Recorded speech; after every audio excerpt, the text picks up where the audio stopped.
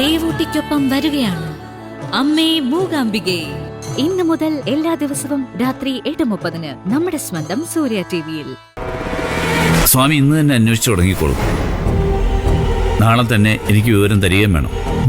ശരി സാർ. രാവിലെ കൃത്യസമയത്ത് പോകുന്നു, വൈകുന്നേരം കൃത്യസമയത്ത് തിരിച്ചെത്തുകയും ചെയ്യുന്നു. കുഞ്ഞിനു കൂടി താല്പര്യമുള്ള എവിടെയോ ആണ് അവർ പോകുന്നത്.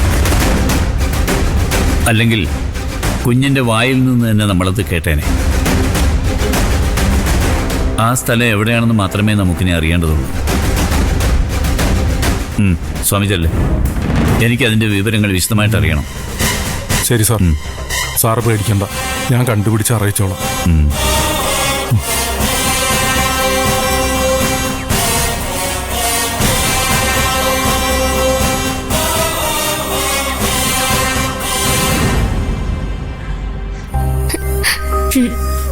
മോളെ, നമുക്ക് കഴിച്ചാലോ?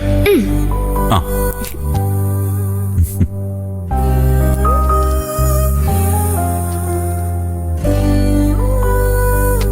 ആ ഇത് ആർക്കാണെന്ന് ചോദിച്ചാ അമ്മ? എനിക്ക് തന്നെയാണ് പറഞ്ഞത്. ആ സംശയമൊന്നും തോന്നിയില്ലല്ലോ? ഇല്ല. ആ അത് ഈ പൊതിച്ചോറ് എനിക്ക് ഭയങ്കര ഇഷ്ടം. എന്റെ അമ്മ എപ്പോഴും എനിക്കത് തരുമായിരുന്നു.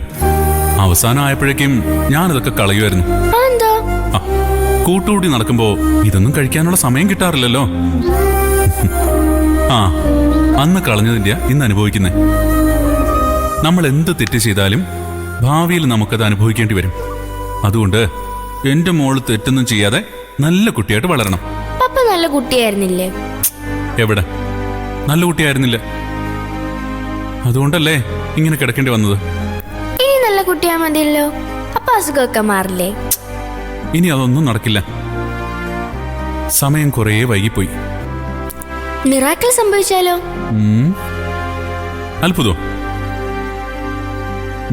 എന്റെ ജീവിതത്തിൽ അതൊന്നും സംഭവിക്കാൻ പോകുന്നില്ല മോളെ. അതെങ്ങനെ പപ്പക്കറിയാം? നമ്മൾ ഒട്ടും പ്രതീക്ഷിക്കാതെ നേരത്തെ മിറാക്കിൾ സംഭവിക്കാം. ആ സംഭവിക്കുകയാണെങ്കിൽ സംഭവിക്കട്ടെ. ഇല്ലെങ്കിൽ എനിക്ക് പരാതിയൊന്നുമില്ല. എനിക്ക് കിട്ടേണ്ടത് തന്നെ കിട്ടിയത്. പപ്പ ഒന്നും ഓർക്കണ്ട. മരുന്നും ഭക്ഷണം കൃത്യമായിട്ട് സമയത്ത് കഴിച്ചാൽ മതി. ഹാപ്പി ആയിട്ടിരിക്കണം. എല്ലാം ശരിയായിക്കോളും. ഹാപ്പി അതല്ലേ മോളെ ഇല്ലാത്തത്. ആ അതൊക്കെ പോട്ടെ, നമുക്ക് ഭക്ഷണം കഴിച്ചാലോ? ആ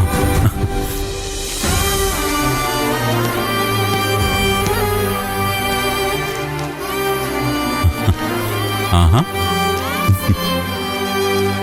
അപ്പൊ വാർത്തരാവേ. ആ ആ ഇടുക്കി കൊള്ളാവോ? ആ ഇനി മോള് പപ്പയ്ക്ക് വാരി തന്നെ.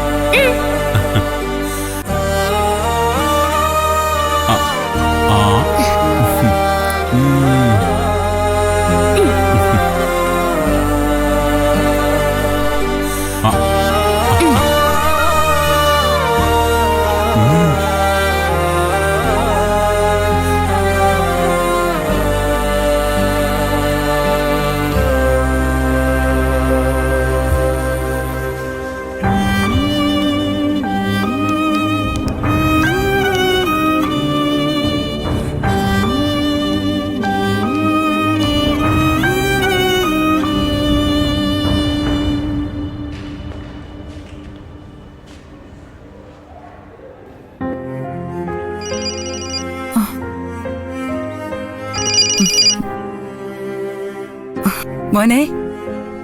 അമ്മേ, എത്ര നാളായി മോനെ നീ ഇങ്ങോട്ടൊന്ന് വിളിച്ചിട്ട്? തിരക്കാണെന്നറിയാം, എന്നാലും വല്ലപ്പോഴും ഒക്കെ ഒന്ന് വിളിക്കുന്നത് കൊണ്ട് എന്താ? അതുകൊണ്ടല്ലേ അമ്മ ഇപ്പൊ വിളിച്ചത്. അമ്മയുടെ ആരോഗ്യം ഇപ്പൊ എങ്ങനെയുണ്ട്? അമ്മയ്ക്ക് സുഖാണോ? അങ്ങനെ പോകുന്നു.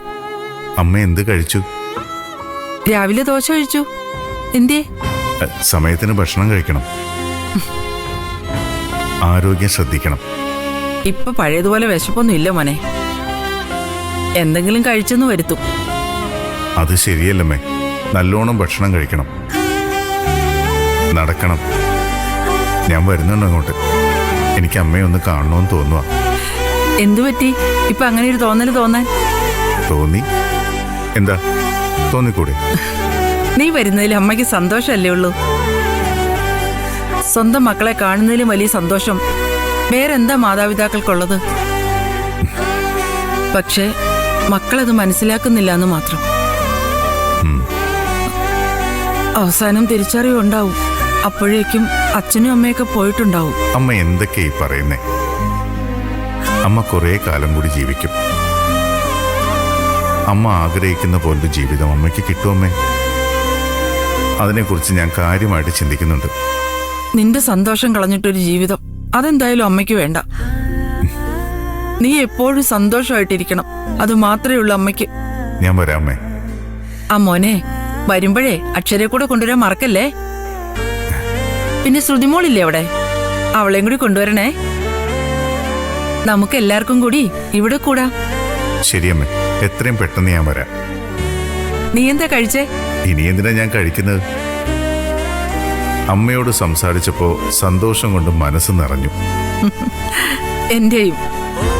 എന്നാ ശരി, ഒഴിവുള്ള ഒരു ദിവസം ഞാൻ അങ്ങോട്ട് വരാം.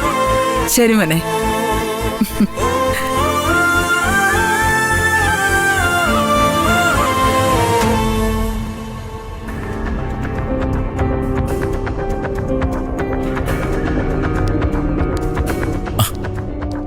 അളിയൻ എന്തിനാ ഇങ്ങോട്ട് വരാൻ പോയേ?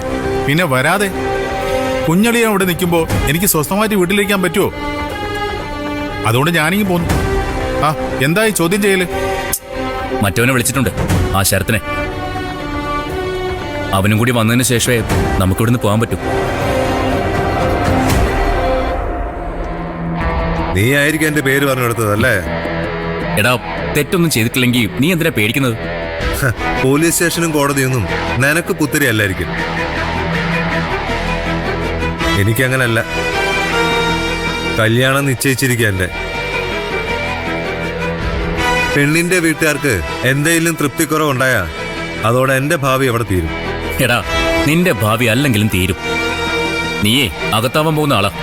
അത് നീയാണോ തീരുമാനിക്കുന്നത്? പോലീസ് സ്റ്റേഷൻ അതൊന്നും നോക്കില്ല ഞാൻ. എന്താ ഇവിടെ ഒരു ബഹളം? ഒന്നുമില്ല, സുഖമാണെന്ന് ചോദിച്ചാ. മൂന്നാളോടും അകത്തേക്ക് വരാൻ പറഞ്ഞു.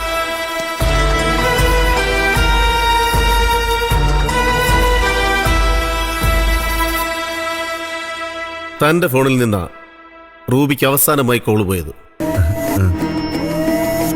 എന്താ അത്? നിങ്ങൾ എന്താ സംസാരിച്ചത്? സാധാരണ ഇടയ്ക്ക് ഞാൻ വിളിക്കാറുണ്ട്. അങ്ങനെ വിളിച്ചതാ. അപ്പോഴാ റൂബി മാഡം എല്ലാം പറഞ്ഞത്. എന്തു പറഞ്ഞു? ബാങ്കിൽ വെച്ച് വല്ലാത്തൊരു അപമാനം സഹിച്ചു എന്ന് റൂബി മാഡം എന്നോട് പറഞ്ഞു.